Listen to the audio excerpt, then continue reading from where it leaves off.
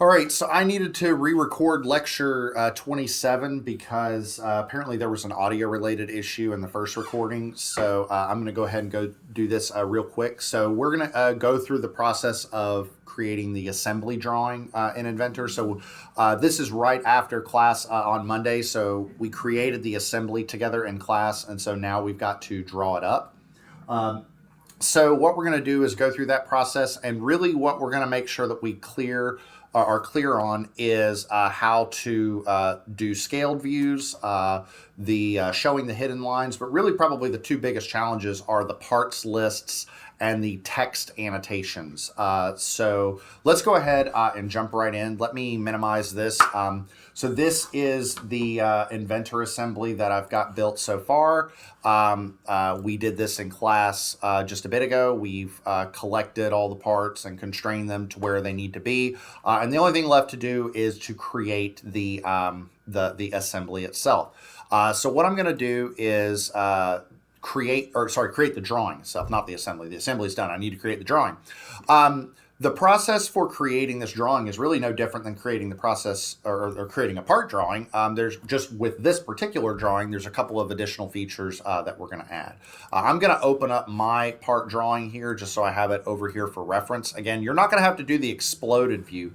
Really, the one that we're going to try and recreate is this one right here. So the big thing is making sure that we're good with these text notes. That we can do the hidden lines here. If you notice here at the bottom, it is at a different scale. It's at a 1:2 scale, whereas all the part files or the part drawings are at a 1:1 scale. So we need to be able to do that.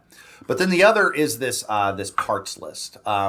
It's actually a little bit more nuanced to do the parts list, but it's got some pretty cool features that are worth checking out. So I'm going to stick that over here on this other monitor, so I have this just sort of as a frame of reference. And let's get to it. So we're going to do this the same way that we've done things so far. We're going to create a new drawing. We're just going to do a basic template. Let's see, there we go. This is also on a sheet size B. So we're going to go ahead and do that part first. So we're going to right click, edit sheet. We're going to change that to a size B. So an 11 by 17. We're going to change that part, that title block size. We're going to use the smaller one. So there we go. And we've got some eye properties that we need to change. So remember, we got a file, eye properties. So we're going to go in and change a few things. A lot of this should be pretty straightforward. So we're going to do in all caps. I'm going to put, for author, I'm going to put ABC because that's going to be your initials. Put the college info there. And so you can see we've got some of our info. I hit apply and we've got some of our info already showing up here. A couple other things. We're going to change the part number, which in this case shows up as the drawing number, to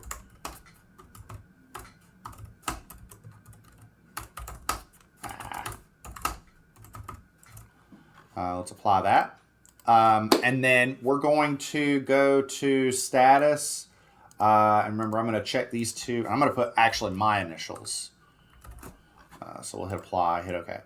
So the idea is like when it's all said and done, you're the one that drew it, but I'm the one that checked it and approved it.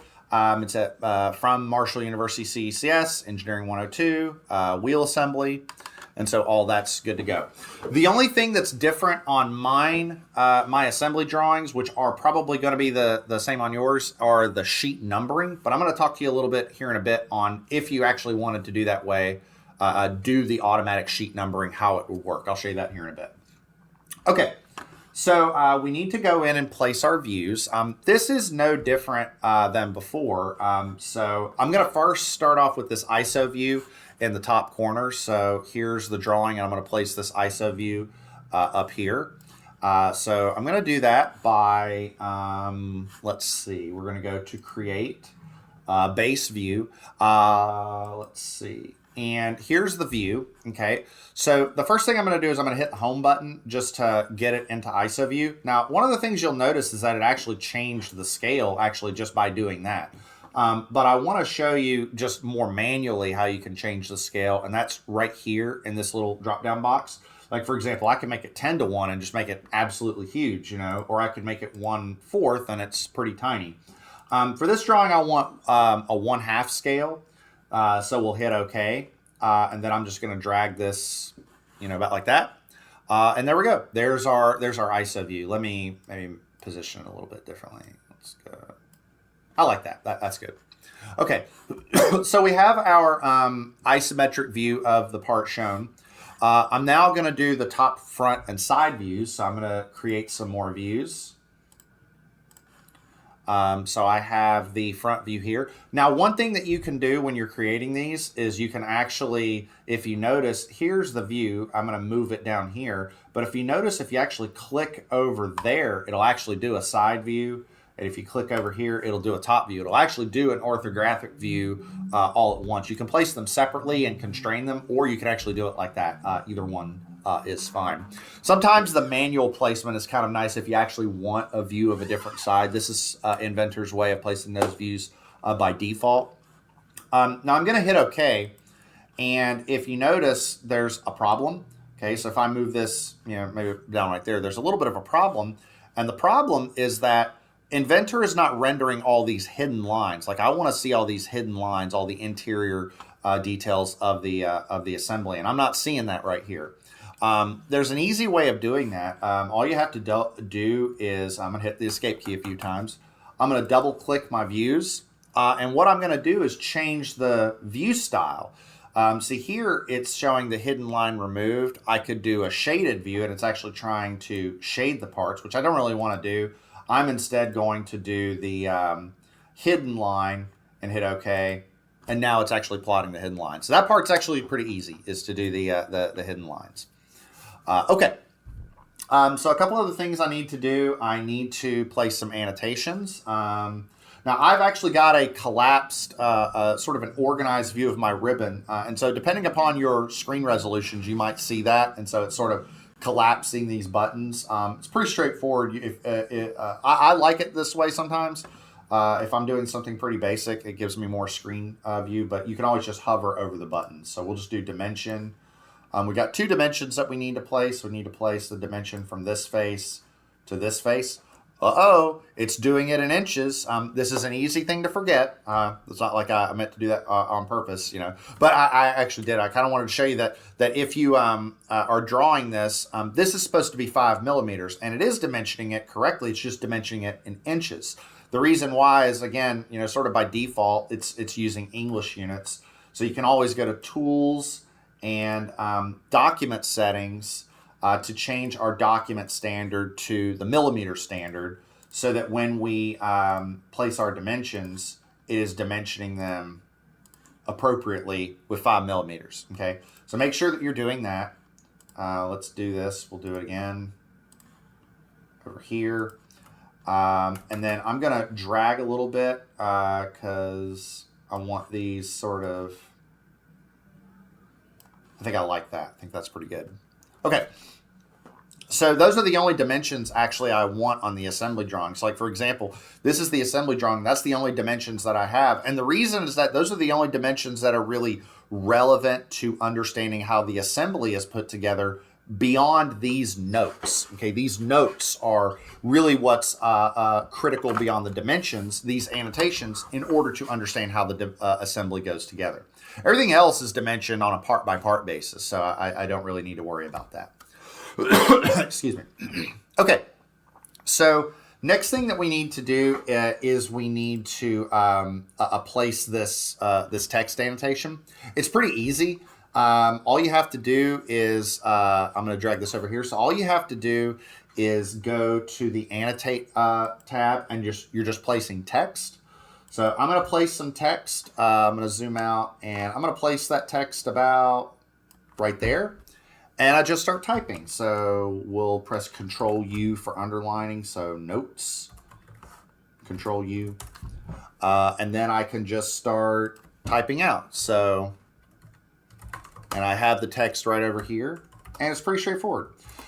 Since I imagine this part's going to be kind of boring, just me sitting here typing all this text, I'm going to pause my recording, type out the rest of the text, and then resume the recording. So give me 1 second. Okay, I'm back. I've finished typing the rest of this out, so we'll hit OK. So you can see I finished my 3 texts. We'll hit OK. And there's the text. If you're worried about making it look sort of exactly like it looks here, so if you look, you can see, you know, my lines end a little bit differently. So if you want, you can take the text box and, you know, click it. Actually, let me hit escape a little bit. You can, you know, take it and do that and whatnot if you're really concerned about making sure that all the lines line up. I'm really not all that concerned about that. As long as the content is correct, I'm sort of fine with that. And I'm going to put that about right here. So about right there. That's pretty good. Okay, so the only thing left to do is this parts list. I'm going to do a little bit of cleanup. I'm going to move that about right there, move that about right there. And so the only thing left to do is this parts list. Now, there are a couple of ways of doing a parts list. The first is you could do it the manual way, which is just type it out, like create a table and type out text and whatnot. But that's not very elegant, and it doesn't really highlight some of the power of Inventor, okay? What I'm going to do is create it using the native features inside Inventor. So inside the Annotate tab, there's a number of different options. And if we go into here inside Table, we have a parts list. So like I said, the manual way is just to create a table and start typing out text. Again, that's it's not really an advantageous way of doing things because, for one, if you type out or if you change a part property, it won't automatically change the parts list. You want it all to be linked together, and that's where the value of the parts list comes into play. So I'm just going to create a parts list. Now, it's asking for a source. So what Inventor is saying, you want a parts list of what? What assembly for which am I creating a parts list? And what I'm going to do for selecting the view is I'm just going to select this ISO view. And so what it's doing is it's saying, okay, I'm going to create a parts list of everything in that assembly. So I hit OK. You know, you might get a warning about enabling the bill of materials view. That's what BOM stands for, is bill of materials. We'll just hit OK. Place that there, and then it's done. Okay. Now the problem is it's done, but it's not really what I want. For example, if you look at what I have here in my drawing, I've got some different information, like the title, the material, and right now I don't have any of that. I want to actually place that in here. So how do I do that? So what I'm going to do is right-click this, and I'm going to edit the parts list. Okay. When I edit the parts list, I get a table that looks like this. Now, to be clear, I could go in and start typing in, you know, here is a description.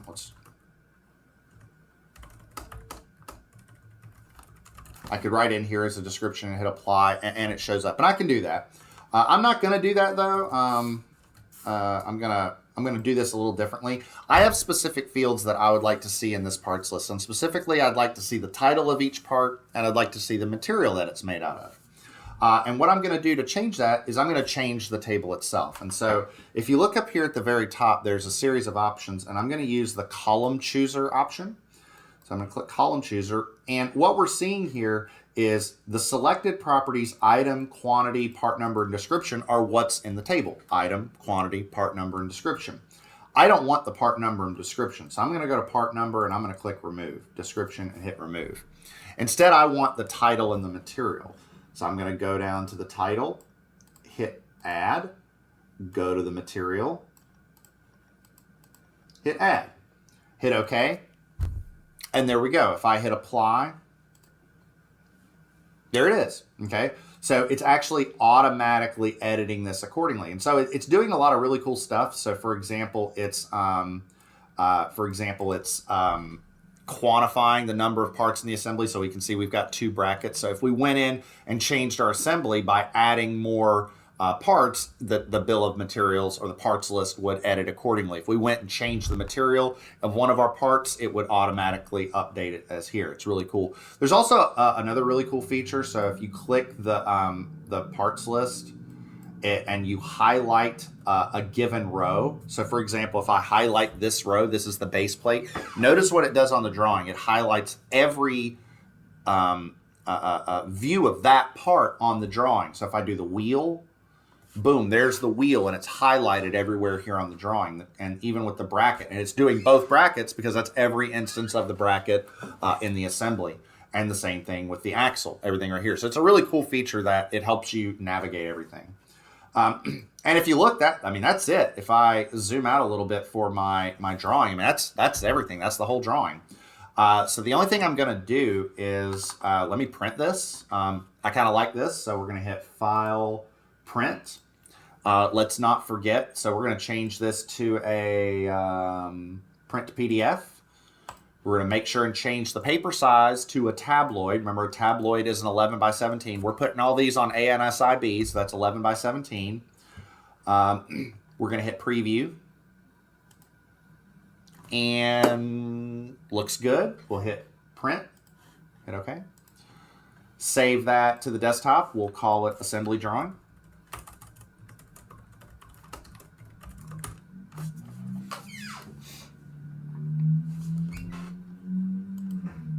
And let me close this. Let's go to the desktop. And there we go. It's pretty simple.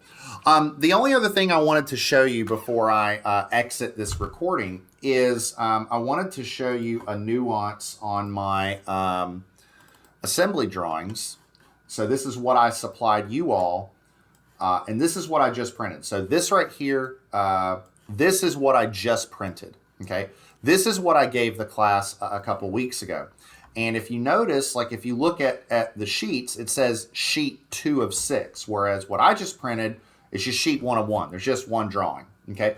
One of the things about Inventor that you have to be aware of is that there is a difference between a sheet and a drawing. And the drawings and sheets, they're not the same thing. In short, a drawing is just a bunch of sheets, okay? So you can have multiple sheets within one drawing file. And so that may seem a bit esoteric, but let me show you how that works, okay? So let's just use the, let's use a simple one. Let's use this one. Let's do this one as an example. So this is a drawing which you're going to need to prepare of the axle. This is a simple one, okay? So what I'll do is I'll go in here. Let's look over here on the model tree. So let's just sort of organize this model tree over here. And I'm looking over here on the left. So I have drawing resources and a sheet. Within this sheet, I've got a bunch of stuff. I've got different part views. I've got title blocks, all that jazz. But there's nothing to say I couldn't create a new sheet. Okay. So if you go into the Place Views tab up here up top, you know, this is where I place base views and all this. I can actually create an entirely new sheet within this drawing, okay? And what I can do is start placing views. Now, if I go into Create and create a base view, immediately Inventor's going to say, well, you want to place a view of the assembly, right? Because that's what you're working on. Well, what you can do is actually change the file that you're referencing. You could say, I don't want to place a view of the assembly. I just want to place a view of the axle. So we'll just hit Open. Let's do, a home view of that. Let's make that a 1:1 scale. Hit OK. Boom. I can place a view about like that. Boom. There's the axle. Okay. I can go in and say, all right, let's see if we can reproduce this real quick. So we can create a view. I only need a. Let me change this back to the axle. This part might be a little tricky that you have, or a little taxing. You have to keep doing this, but we'll do a right view of the axle. We'll put that about right there. We'll hit OK. We'll start placing some annotations. So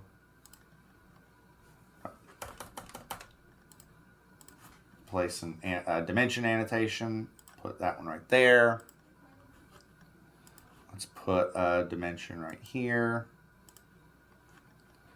Let's put a dimension, let's see, on this rim right here.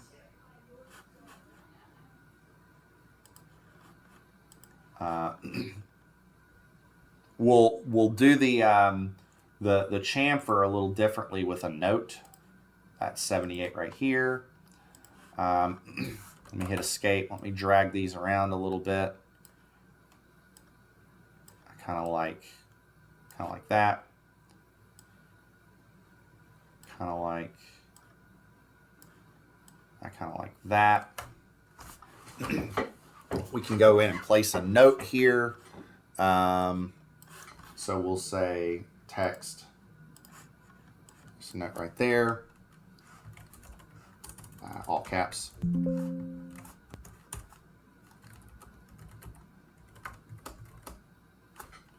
So you don't have to use the degree symbol. I'm going to use the degree symbol, but you don't have to. You could just say 45 degrees. And then maybe I'll do that to sort of make it look the way it does here on the drawing. Then I can do that. And so this drawing's actually done. So one of the advantages of doing it this way is you can have all of your drawings in one single file, and you only have to do all that title block stuff once, right? Because all I did was just create a new sheet, and then all this stuff was already done. All the wheel assembly, the sheet B, the Marshall University CECS, all that stuff's all done. And then what you do when you go to File, Print, all you have to do is print, and instead of saying current sheets, print every sheet, okay? Then we'll hit OK. We'll call this Assembly Drawings version 2. And then when I open this new drawing file, so here's the Assembly Drawings file, and I've got version 1, or this sheet and this sheet, you know. So what I did when I prepared my drawings for you all is I did all 6 drawings just like this. Instead of creating 6 drawing files, I just did one drawing file and created individual sheets within that file. So it's a lot easier to collect all that stuff in one space. Okay, and that's pretty much it. So when it comes to the drawings for the final homework, you can do it this way or probably the way that you've been doing it, creating an individual drawing for each part. Either one's fine with me as long as you create a single submission within Blackboard.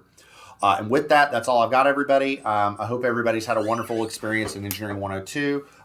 And with that, I will see you around campus when you come back next semester. And I hope everybody has a wonderful and relaxing summer break. And we'll see you when you return. And that's all I have. Take care.